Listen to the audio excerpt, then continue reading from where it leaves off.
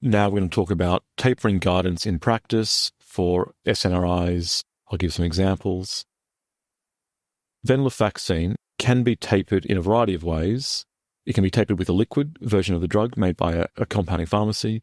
Another way to taper venlafaxine is to open up the capsule and to either count or weigh the beads. So you can see a picture of a drug like venlafaxine, which is a capsule which contains a lot of small little microbeads. Different manufacturers have different numbers, but to make the example easy, if we say that in a 75 milligram capsule there are about 300 beads, you can reduce dose by 10% each month by taking out 30 beads the first month, so down to 270 beads, and 27 beads the second month, and so on.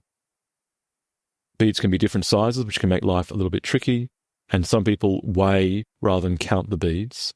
You can do this using a jeweler's scale. Best to use a precise one that has 3 decimal places in its precision. Compounding pharmacies can actually do this for patients where they will weigh the beads and re-encapsulate them and sell them back to the patient, or some of them will also pulverize the beads and turn them into a suspension with a suspending vehicle. If a liquid is used, it should be noted that the extended relief properties of the drug are removed, which are part of the beads, and so the drug should be taken either twice or, for particularly sensitive patients, 3 times a day to avoid interdose withdrawal. The advantage of a liquid in these cases is it allows very precise measurement of a dose with a syringe. The downsides are the extra cost, the fact that it must be taken 2 or 3 times a day. Some people don't tolerate liquid. For some people, it may be that they're absorbing it quicker, or the preservatives used don't gel with some people well. So it's good to be cautious and to see how people respond to this. The advantage of the bead counting or weighing method is that it's cheap.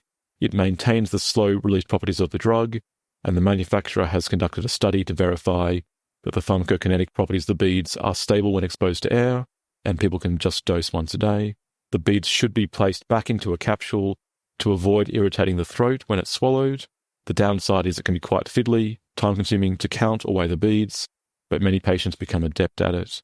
Beads are different sizes, which can become an issue for accuracy, especially at lower doses, and some compounding pharmacies may be able to weigh beads for patients to make into capsules. Microtapering can also be instituted here. For example, rather than reducing by 30 beads per month, a patient could reduce by 1 bead per day. And that should lessen the destabilization caused by each reduction, and the rate can be adjusted to be quicker or slower, remembering that as people get down to lower doses, the rate will need to be reduced because of the hyperbolic pattern of relationship between dose and effect on the brain. A few other examples. Duloxetine can't be pulverized or liquefied because the drug is acid sensitive, and so the same approach can be taken as I've just outlined for venlafaxine, counting or weighing beads. And one thing to note in general is crushing and suspending tablets is best done with instant-release drugs rather than extended-release tablets or capsules, because dose dumping can be a concern if extended-release tablets or capsules are crushed. Key points here are some drugs like venlafaxine and duloxetine are supplied as capsules containing microbeads. These can be opened and counted or weighed or prepared by compounding pharmacies. This allows reductions of about 10% per month. Another option is even smaller reductions, more often called microtapering.